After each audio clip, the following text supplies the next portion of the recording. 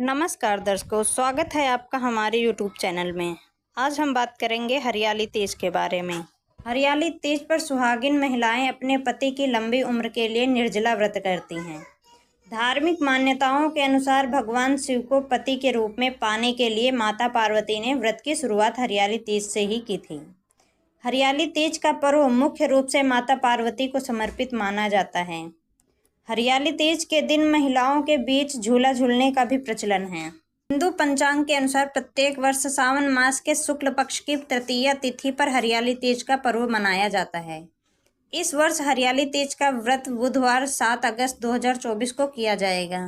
यह पर्व सुहागिन महिलाओं के लिए विशेष महत्व रखता है।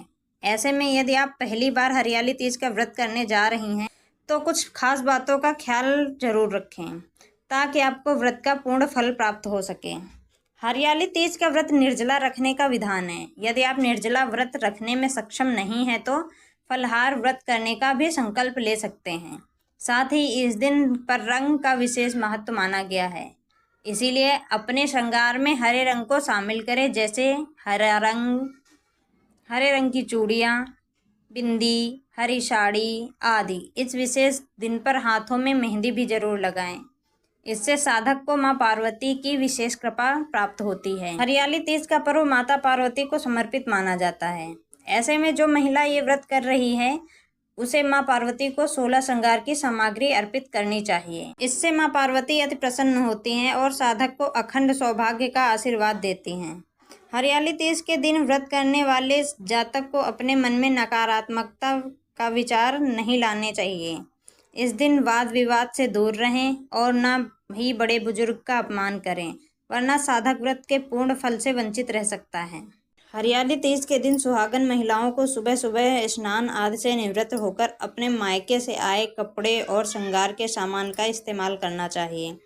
इसके बाद शुभ मुहूर्त के अनुसार माता पार्वती और भगवान शिव के साथ गणेश भगवान की प्रतिमा स्थापित करें। सबसे पहले गणेश पूजा करें। इसके बाद माता पार्वती को 16 श्रृंगार के सामग्री के साथ साड़ी, अक्षत, दीप, धूप, गंध आदि अर्पित करने के बाद भगवान शिव को भांग, धतूरा, श्वेत फूल, बेलपत्र, धूप और गंध आदि समर्पित करें।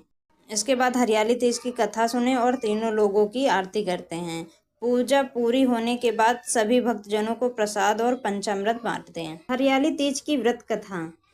पौराणिक कथा के अनुसार एक बार शिवजी माता पार्वती को उनके पूर्व जन्म की याद दिलाते हुए कहते हैं कि तुमने मुझे पति के रूप में पाने के लिए वर्षों कठोर तप किया, अन्न और जल का भी त्याग कर दिया और सर्दी, गर्मी, बरसात जैसे मौसम की भी कोई फिक्र नहीं की। उसके बाद तुम्हें वर के रूप में मैं प्राप्त हुआ। भगवान शिव माता पार्वती को कथा सुनाते हैं। कहते हैं कि पार्वती, एक बार नारद मुनि तुम्हारे घर पधारे और उन्होंने तुम्हारे पिता से कहा कि मैं विष्णु जी के भेजने पर यहाँ आया हूँ। भगवान विष्णु स्वयं आपकी तेजस्वी कन्या पार्वती से विवाह करना चाहते हैं।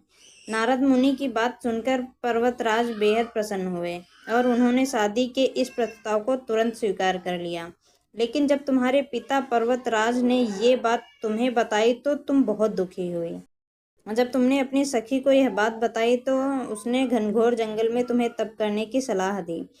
सखी की बात मानकर तुम मुझे पति के रूप में प्राप्त करने के लिए जंगल में एक गुफा के अंदर रेत की शिवलिंग बनाकर तप करने लगी। शिवजी माता पार्वती से आगे कहते हैं कि तुम्हारे पिता पर्वतराज ने तुम्हारी खोज में धरती पाताल एक कर दिया, लेकिन तुम्हें ढूंढ नहीं पाए। तुम गुफा में सच्चे मन से तप करने लगी।